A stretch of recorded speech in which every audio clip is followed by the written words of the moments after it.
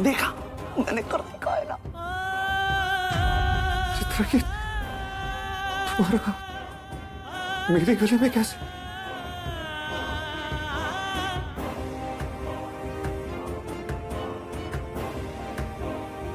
क्या तुम भी ये चाहती हो कि मैं दूसरी शादी कर लूं?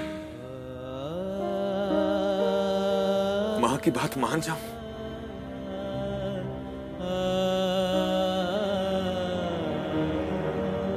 अगर तुम सच में चाहती हो कि मैं दूसरी शादी कर लूं, तो मैं तैयार हूं।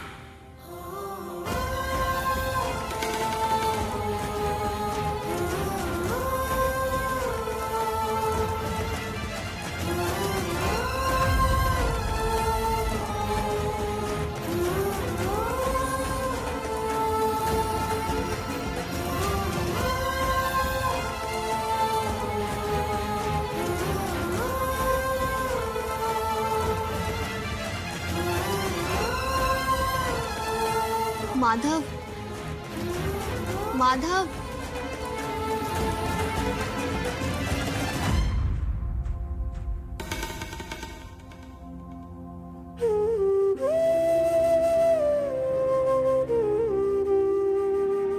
चित्रा दीदी, आप यहाँ नहीं है, लेकिन मुझे पता है आप मेरा और मेरे दोस्त का हमेशा ख्याल रखोगे।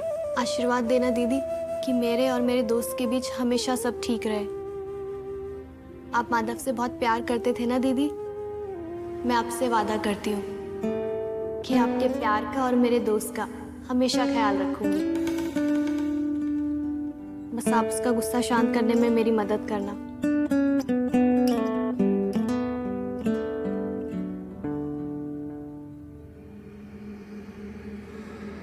ठीक है नया ड्रामा, ये भिखारन शादी करेगी माधव भैया से। भिखारन चली बिलीनियर बनने। मेरी अगली पिक्चर का टाइटल कैसा लगा? एक काम करते हैं, हाँ? मम्मी को सारी बात बता देते हैं। जल्दी चलो। हाँ चल।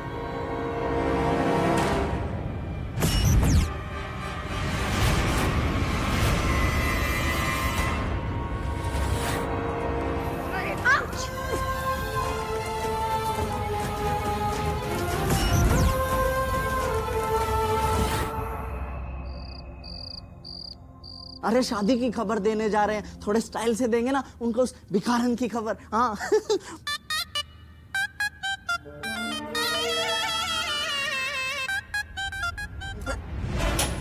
अरे ये क्या किया सासू माँ? मैं तो आपको इतनी अच्छी खबर देने जा रहा था। माधव की नई दुल्हन, मतलब आपकी नई बहू का इंतजाम हो गया है। क्या भौंक रहे हो? अरे सुनकर आ रहा हूँ, मतलब बोल रहा हूँ। क्यों रानी?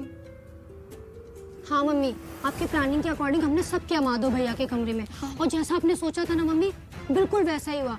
हम वहाँ से निकल रहे थे, इतने में वहाँ पर वो भिखारन वैद्य ही आ गई।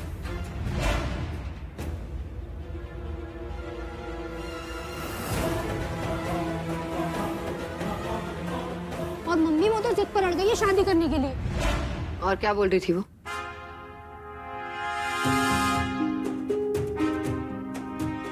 वाह, ये तो बहुत अच्छी खबर है हमारे लिए। लेकिन माधव की दोस्त वैदेही के लिए ये खबर अच्छी नहीं है। हमें उस भिखारन से कोई डर नहीं है, लेकिन नारायण की लाई गई उस लड़की को उसकी औकात दिखाना बहुत जरूरी है। बहुत सपने देखने का शौक है ना उसे, लेकिन उसे ये बताना पड़ेगा कि इस घर में हर आदमी मेरी मर्जी के बगैर सपना नहीं देख सकता। बहुत उड़ने का शौक है ना उसे, उसके पर काटने होंगे। घर में शादी का माहौल होगा तो नौकरानी तो चाहिए, और वैदेही से अच्छी नौकरानी हमें और कहाँ मिल सकती है। रानी बनने का शौक है ना उसे, हम उसे नौकरानी बना देंगे।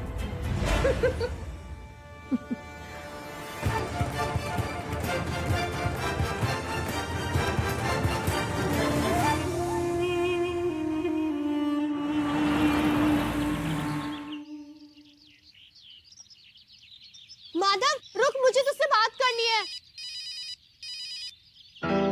हाँ बोलो। हेलो सर, सर सब बात पेपर्स क्या पर साइन करनी करवा थी लिया है। वो तुम्हें ना सच बताना था। वो कल रात जब तू चित्रा दीदी से बातें कर रहा था ना, तो मैंने सब सुन लिया और तब से मेरे पेट में बड़ी गुड़गुड़ हो रही है। बट सर तुम्हें एक याद है प्रॉब्लम है, बचपन में मिस्टर भी शर्मा ऐसा ने होता बोला था पेपर साइन जब मैं ठीक कोई ऐसी बात सुन लेती थी जो मुझे नहीं सुननी होती थी और मेरे पेट में गुड़गुड़ शुरू हो जाती थी, जब तक मैं सबको सच ना बता दूं। माधव, मुझे पता है अब तू ये कहेगा ना कि क्यों सुनी तूने मेरी बातें। किसी की बातें ऐसे नहीं सुननी चाहिए,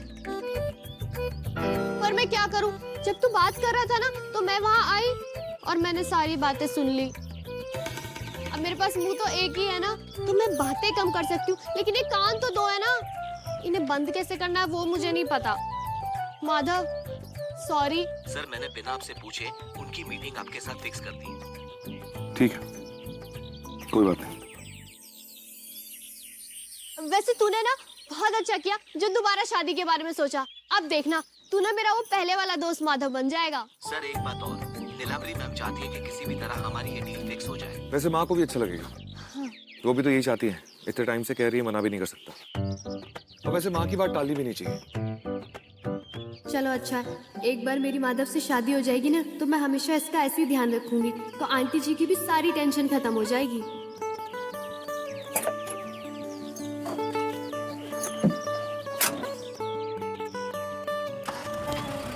माधव आज तो जल्दी आएगा ना काम से वापस?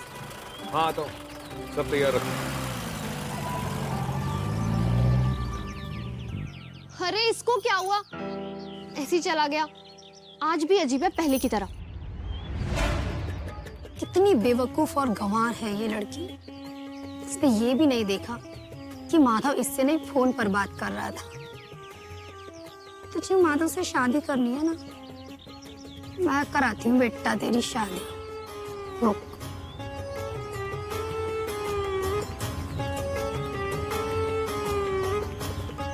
अरे वैदे, मैं अंदर से बाहर आ रही थी तो मैंने देखा कि तुम माधव भैया से बातें कर रही हो, पर वो तो गाड़ी स्टार्ट करके चले गए। हाँ देखो ना, हम लोग बात कर रहे थे और वो अचानक से चला गया। वो थोड़ा ऐसे ही रहते हैं ना जब से चित्रा भाभी गई है।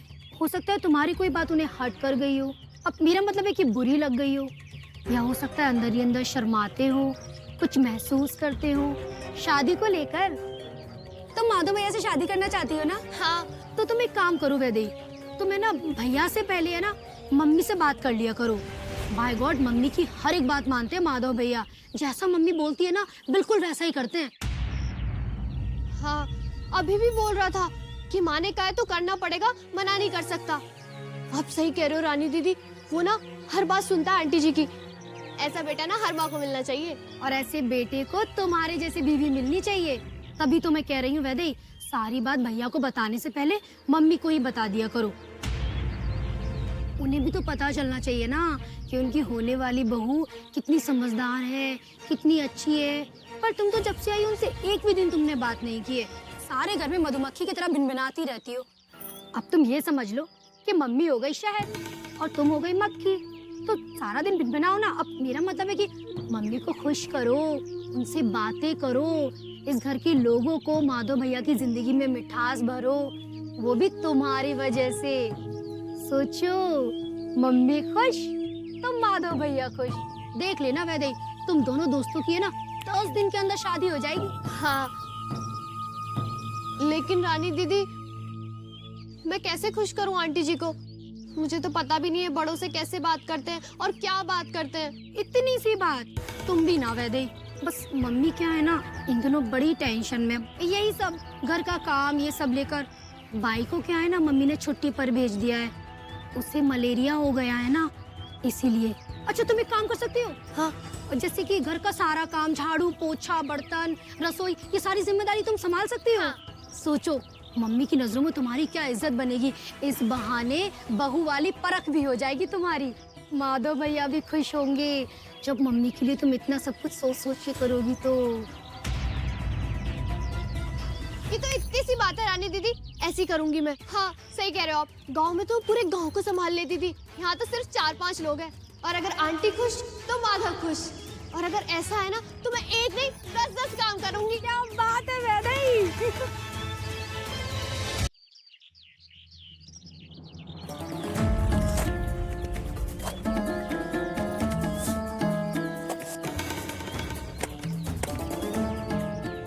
समझी हो वैदे ही तुम, बस ऐसे ही लगी रहो। ये कपड़े धुल कर सूख कर तैयार होंगे, वहाँ मम्मी तुम्हें ऐसे काम करते देख तैयार हो जाएंगी, तुम्हारी और माधव भैया की शादी के लिए। तुम्हें पता है वैदे, चित्रा भाभी भी है ना सारा दिन ऐसे ही काम करती रहती थी, मम्मी से एक भी काम नहीं करवाती थी। बस कैसे भी करके है ना मम्मी को तुम्हारे अंदर चित्रा भाभी नजर आ जाए। आप देख लेना, ये कपड़े तो क्या ही पूरा घर पूरी हवेली ना मैं ऐसे चमका दूंगी कि सब खुश हो जाएंगे। और आंटी बड़ी माँ ना वो भी बहुत खुश हो जाएंगी, आप देख लेना। चल रे दे, जमा दे रंग, दिखा दे अपना ढंग। ठीक है, चमका वैदे कपड़े। हाँ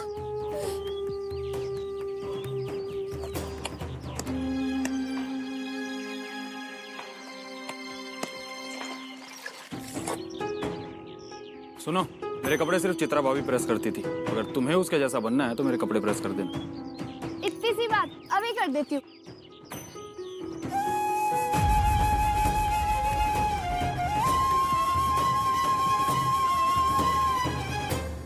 अरे वैदे, काम तो तुम बहुत अच्छा करती हो, हैं? चाय वाय कैसी बनाती हो? बढ़िया। हाँ, रानी बेबी बता रही थी तुम सासू माँ को खुश करने में लगी हो, हैं? देखो, अगर सासू माँ को खुश करना है ना, सबको खुश करना बहुत जरूरी है, समझी? जैसे चित्रा भाभी करती थी, अगर सब खुश है ना तो सासू माँ खुश होगी, और सासू माँ खुश होगी तो माधव खुश है। तो चलो अभी इसी बात पर एक बढ़िया सी चाय बना दो। इतनी सी बात, हाँ। अभी लाती हूँ। हाँ ठीक है।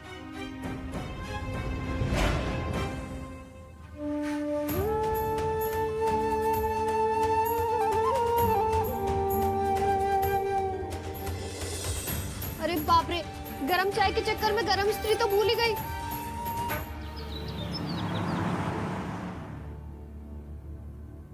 माधव बेटा, बस 2 मिनट चाहिए। हाँ आइए ना, बैठिए।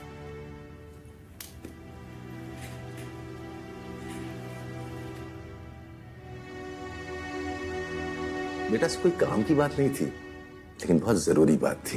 इतना टाइम हो गया, हमारी कुछ ज्यादा बात तो होती नहीं बेटा, लेकिन आज ही तेरा बाप बहुत खुश है, क्योंकि तूने एक बार फिर शादी करने के लिए सोचा है। अच्छा लगा जानकर कि तू एक बार फिर खुद को एक मौका देना चाहता है। तेरी माँ जिंदा होती तो वो भी यही चाहती। बस यही बात थी क्या? हाँ, लेकिन जब तूने सोच ही लिया है दोबारा शादी करने के लिए, तो वैदे ही कैसी रहेगी?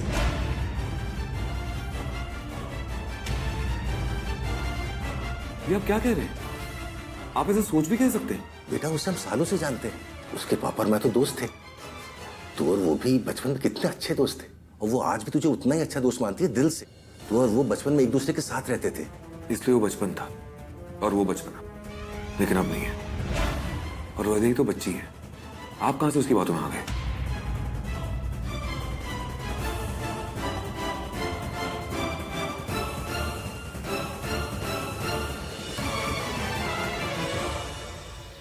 वैदे, जी रानी जी। ये घर के नौकर भी है ना, सारे काले बर्तन करके इधर-उधर छुपा देते हैं। वैदे, तुम एक काम करो, सारे बर्तन है ना रगड़ रगड़ कर एकदम चमका दो। अपने हाथ का बना हुआ खाना अपने हाथ के चमकते हुए बर्तन में सर्व करना मम्मी को, मतलब कि परोसना। मम्मी खुश।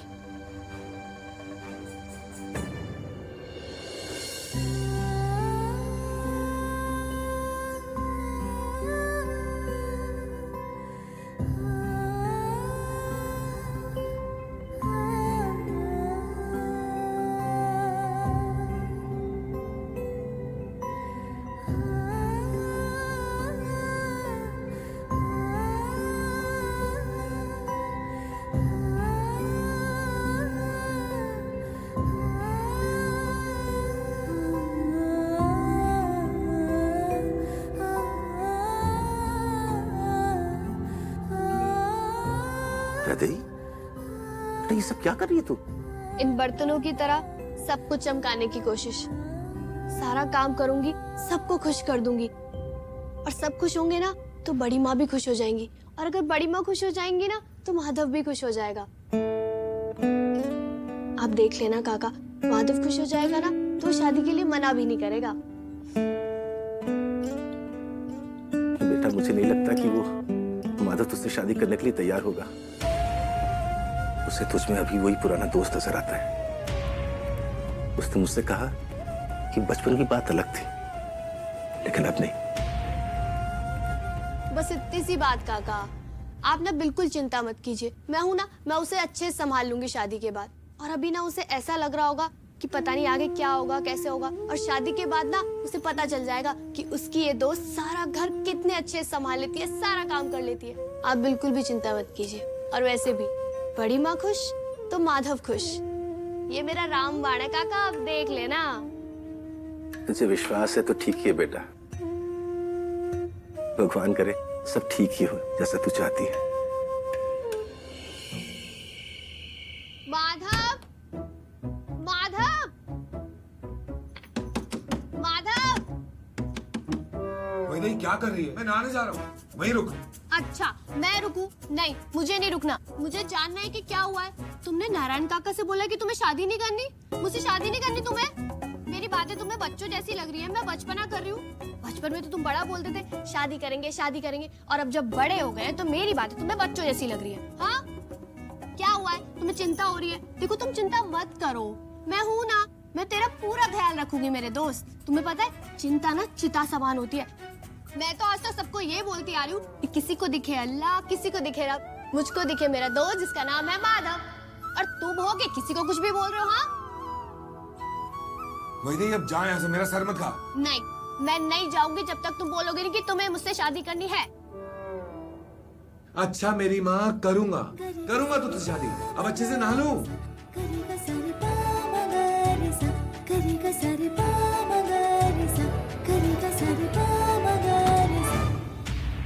ये क्या तरीका है? जब देखो तब उधम बचाती घूमती रहती हो। ये मेरी हवेली है, तुम्हारे गांव का अखाड़ा नहीं। सॉरी सॉरी सॉरी बड़ी माँ, वो ना मैं आप ही के पास आ रही थी, आपको एक खुशखबरी देनी थी और बहुत उत्साहित हो गई इसलिए आपसे टकरा गई। सॉरी। माधव ने ना मुझसे शादी करने के लिए हाँ बोल दिया है।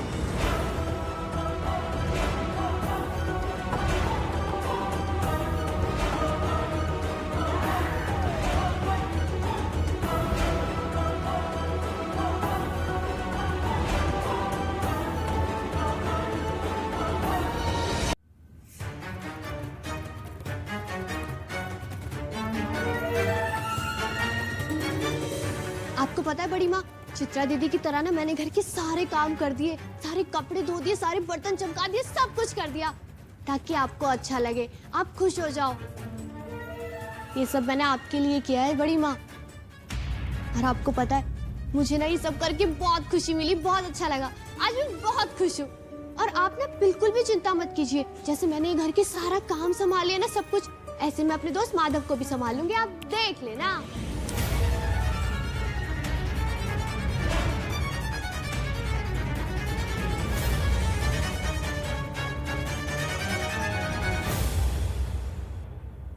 जानती हूँ, माधव का ध्यान तुमसे अच्छा कोई रख ही नहीं सकता। जब तुम राजी, माधव राजी, तो ये विवाह तो होना ही है ना? लेकिन एक समस्या है वैदेही। कैसी समस्या बड़ी माँ? समस्या ये है वैदेही कि हमारे परिवार के अनुसार एक परंपरा होती है विवाह समारोह से पहले, और उसके मुताबिक गांव से थोड़ी दूर एक तालाब है जिसमें बहुत सुंदर सुंदर कमल के फूल होते हैं। तुम्हें जाकर एक सुंदर सा कमल का फूल तोड़ कर लाना है और हवेली के मंदिर में भगवान के चरणों में रख देना। ऐसा करने से होने वाली दंपति का जीवन हमेशा खुश रहता है। अगर पत्नी ऐसा करती है तो पति पर कभी कोई आँच ही नहीं आती है। तो अगर वैदेही ऐसा करेगी तो उसके दोस्त माधव पर कभी कोई आँच ही नहीं आएगी। तो सुबह उठकर जाओ तालाब पर और ले आओ अपने माधव के लिए कमल का फूल। फिर हम आराम से बैठ के शादी के बारे में चर्चा करेंगे। हाँ, माधव के लिए फूल तो क्या, मैं पूरा तालाब ले आऊंगी बड़ी माँ, आशीर्वाद दीजिए। जाओ। मम्मी, जिस तालाब में आप इस गंवार को भेज रहे हो ना, वहाँ पर तो जल पड़नी है, लोग फंस जाते हैं उसमें। और आज तक वहाँ पर कोई भी गया है ना तो डूब कर मर गया है, यही ना? तो इस गवार का अंजाम भी तो वैसा ही होना चाहिए, डूब कर मर जाना चाहिए इसे।